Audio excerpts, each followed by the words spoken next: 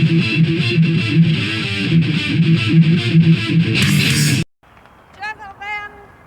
start your engines. Wilbur Shaw roars home a winner, but 115 miles an hour is too hot for comfort. 1 corner left to go. 1 corner left This to was the run. one he wanted more than anything else in the world. And here it comes, Mario. The checkered flag of victory. He's done He is it. now a 4-time winner of the 500. This is, and always will be, the greatest spectacle in racing. This is the Indianapolis 500. Indianapolis 500. No word and number combo conjures excitement and imagination in the same way. 1/3 of the Triple Crown and often championed as the greatest spectacle in racing, the annual race is a major highlight for any racing fan's calendar. Having already looked at the first Grand Prix, and next wanting to focus on motor racing up to the First World War, it makes sense to me to explore the first running of the Indianapolis 500. I mean, there are questions here. Whose idea was to have a 500-mile race in a custom-built motor speedway? How did the race go down? And what on earth are all these bricks doing here? Our story begins with this man, Carl G. Fisher, and his rather wonderful eyewear. An Indiana native and racing fanatic, be it of the two-wheeled pedals kind or four-wheeled combustion engine, Mr. Fisher became a very wealthy man at the turn of the 20th century. From modest stock, he ran a bicycle shop with some fellow fishers in his teens, and over the years proved himself to be quite the skilled entrepreneur, especially through his public promotional stunts.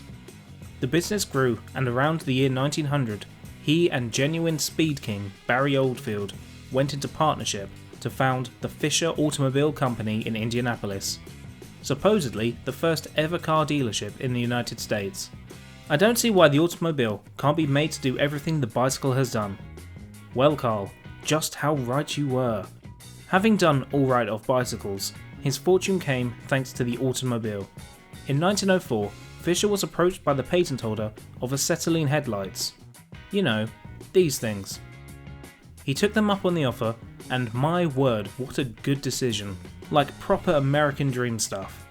Over the next few years, the new Presto Light company he set up essentially had a monopoly on fitted automobile headlamps in the US, with factories popping up all over the country to try and meet demand. Carl G. Fisher was now a powerful name in the automotive world. In 1905, Fisher had his first hands-on experience with top-level motor racing in France, and he was horrified. The US was way behind Europe, and it would take more than better illumination of the road to fix this. No, where Fisher thought the issue lay was the lack of good quality testing roads, with many of the US manufacturers being restricted to horse tracks, especially so in the Midwest United States. He also thought the idea of potentially tens, if not hundreds of thousands of spectators lined up to see one car come through every few minutes or so was a touch underwhelming. The idea of some kind of closed, relatively short circuit with decent surface had firmly implanted in his mind, but he still needed to work out the specifics of how it would all work. Luckily for him, someone had the same idea and had already made their vision a reality. In 1907, Fisher visited the newly built Brooklyn circuit, and this was it. A closed circuit of a couple of high-speed straights linked together by long, sweeping banked corners to maintain speed. How surreal it must have been to see his dream in the physical world. Heading back to Indiana, his mission was clear. Indianapolis is going to be the greatest centre of horseless carriage manufacture. What could be more logical than building the world's greatest racetrack right here? I can imagine the meeting with Fisher doing his pitch and the onlookers murmuring, "By Billy Bob Jobskins, he's got something there." These onlookers were Arthur Newby of National Motors, Frank Wheeler of Wheeler Shelver, and Fisher's Presto Light partner, James Allison. No, not that one, this one. Together in December 1908, they purchased the 328-acre, 133-hectare Presley Farm for $72,000, about $3.2 million in today's money, which is absurdly cheap. Just US Midwest things, I suppose. Not hanging about, the consortium set up the Indianapolis Motor Speedway Company on the 20th of March 1909, and construction began. The plan originally was meant to be a 3-mile, 5-kilometre oval with a 2-mile, 3-kilometre infield road course, but this was reduced to a 2.5-mile, 4-kilometre oval to allow for grandstands on the circuit perimeter. 500 workers and 300 mules laid the surface down, and, as we all know, the original surface of the Indianapolis Motor Speedway was crushed stone on top of tar and oil. Yep, that's right. Why? What were you expecting? With additional infrastructure in place, such as buildings, bridges, and a 12,000-seater grandstand in place, on the 19th of August 1909, the Indianapolis Motor Speedway was ready for its first day of motor racing. The first day of racing was sadly far from Fisher's dream for American motorsport. In fact, it was more of a nightmare. While between 15,000 to 20,000 people paid their $1 to get in, what they saw was a disaster. The crushed stone atop tar and oil was a very poor choice for the track surface, as it started to come apart almost immediately. A 2-lap sprint saw Austrian Louis Schwitzer become the first man to take the checkered flag at the speedway. But in a subsequent race, a more substantial 250-mile race, driver Wilfred Bork's rear axle failed, resulting in the car flipping and crashing into a fence post. Both Bork and riding mechanic Harry Halcombe had been killed. 1 day open and 2 deaths. After receiving assurances from Fisher himself that the surface would be repaired, the AAA allowed a second day of running of races, which reportedly went ahead with no issues. On the third day, however, 35,000 people showed up to watch the final big race, a 300-mile race, which sadly went the way of the first day. Charlie Mertz suffered a tyre blowout and without steering went straight into the crowd. 2 spectators and Mertz's riding mechanic Claude Kellum were killed. 5 deaths in 3 days. Not long after, Bruce Keane lost control going over a pothole and crashed into a bridge support, and the AAA had enough. The race was stopped and there would be no more racing at the venue unless serious upgrades were made to the road surface. In the year 2023, I like to think we know how to make roads. Maybe not so much in the UK, but back in the day where only the wealthy could even dream about owning an automobile, there wasn't much demand and therefore much knowledge of how to pave a road. But clearly, they needed to do something. In the end, after a series of tests and trials, they thought bricks. But how many bricks? A lot of bricks. 3.2 million bricks to pave the whole 2.5-mile circuit. These would lay in sand and were held together with mortar, and yeah, that'll do the road surface. The brick is expected to give a fast and durable surface to provide a good hold for the tyres in any kind of weather. The Brickyard truly was born, and racing was back on at the Motor Speedway for the following year. The advertising mastermind that Fisher was, his next big brain idea was host the race days during holidays, with the aim of attracting the largest possible crowds. These holidays were Memorial Day, Independence Day, and Labor Day, where I think people have picnics. Each of these race weekends would follow the same format, various short races and 3 main event races of either 100 or 200 miles each. Across all 3 weekends, there would be a total of 66 races, which seems excessive to me, and judging by what happened in 1910, seemed excessive back then too. The first of these holidays was Memorial Day at the end of May, where there was an estimated crowd of 60,000 racing fans. This was back in the day. Those are astonishing numbers.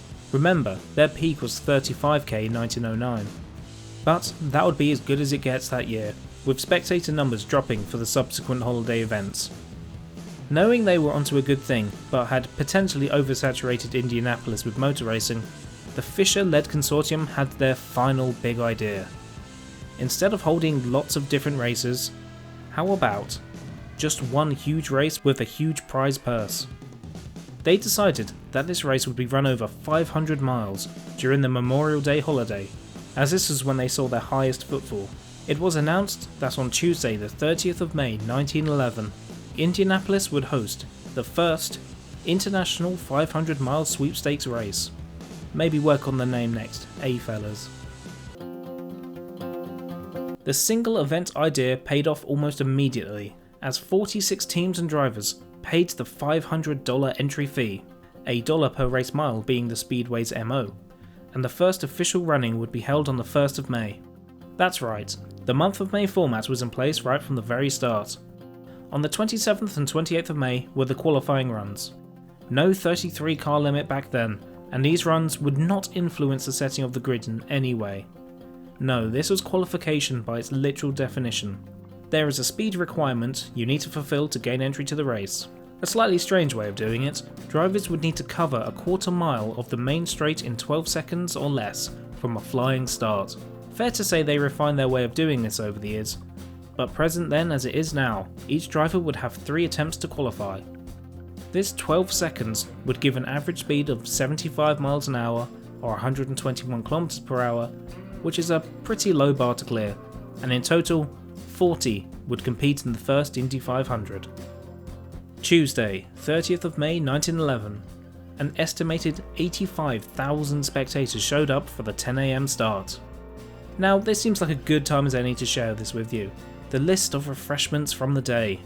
Don't know about you, but I think the 15 cents, $4.72 today, rental on cushion is a pretty good shout for a race that would last over 6 hours. I wonder what the $1, $31.49 today, chicken box lunch was like. KFC wasn't a thing yet. Maybe they just give you a caged hen and let you work it out from there. Also, tobacco. You want tobacco? They have tobacco. With bums on cushions on seats, it was time for the race to begin. As I said earlier, the quarter mile qualifying runs had no impact on the grid. Instead, starting positions were set by how early you submitted your entry form. Bit of a fun incentive, I suppose. Early bird gets the pole, and the earliest birds starting on the front row of 5 were Jay Aitken, no, not that one, Johnny Aitken, in a 9.5 litre National, far outside, 4th on the grid. Harry Endicott, in a 6.5 litre Interstate, outside centre, 3rd on the grid. Italian immigrant Ralph De Palma, in a 10 litre Simplex, right in the centre of the front row, 2nd on the grid, and poleman for the first 500. Lewis Strang, in a tiny 4.5 litre case.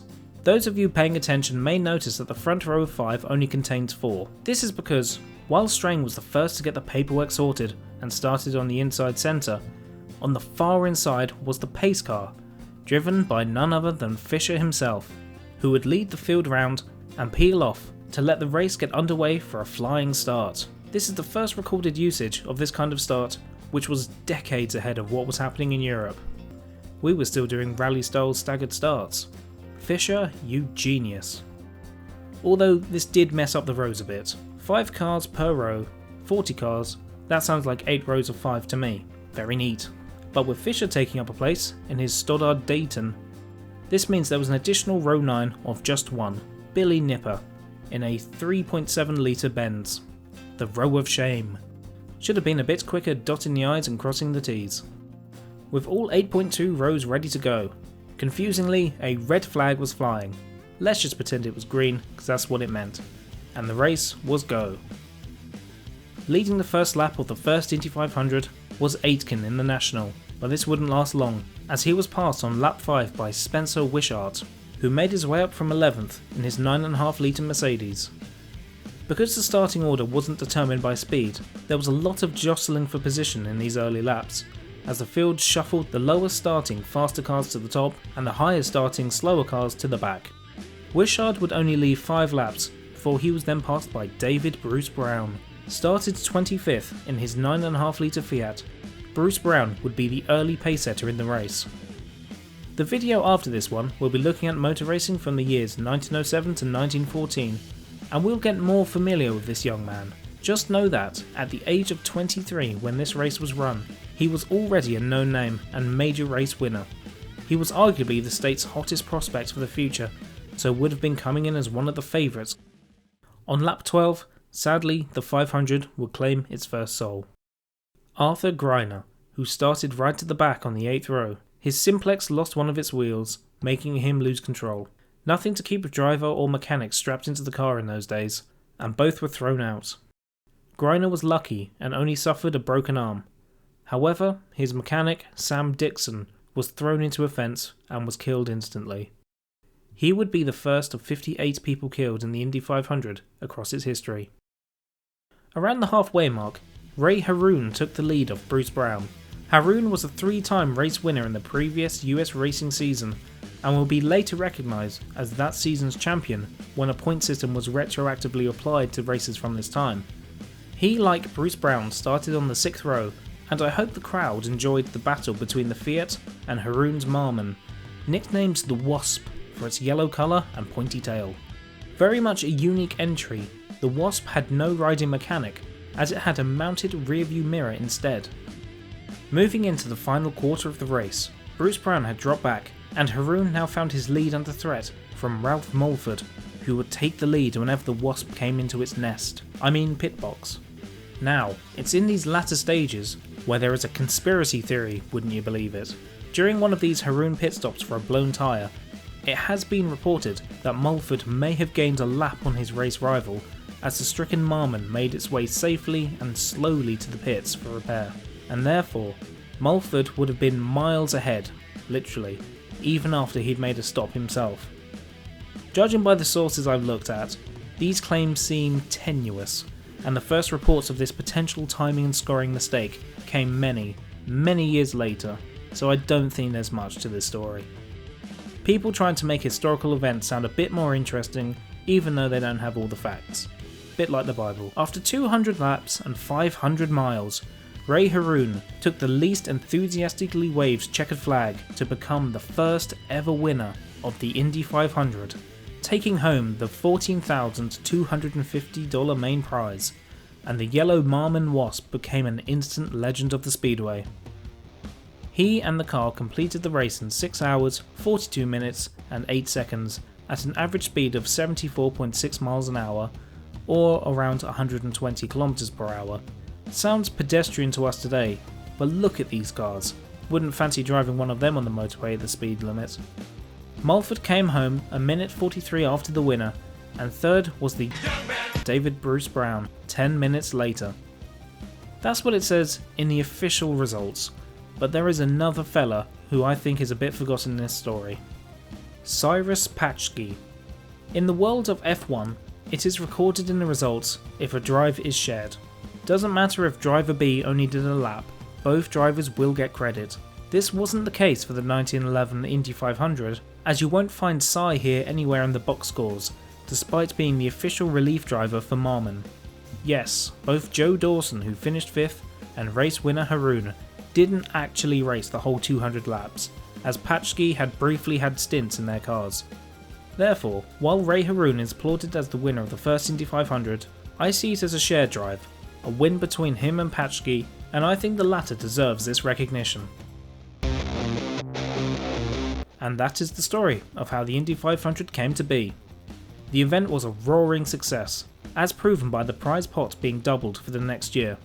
The North American jewel in the motor racing crown was now established.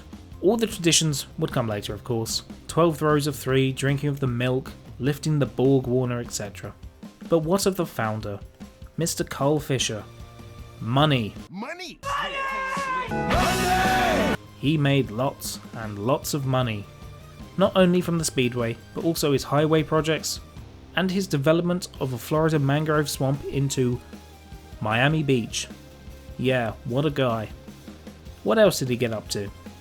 Let's see. Oh, that's nice. In 1909, when he was 35, he got married to a Jane Watts, who was 15! You know what? Bugger you, Fisher, and your stupid glasses.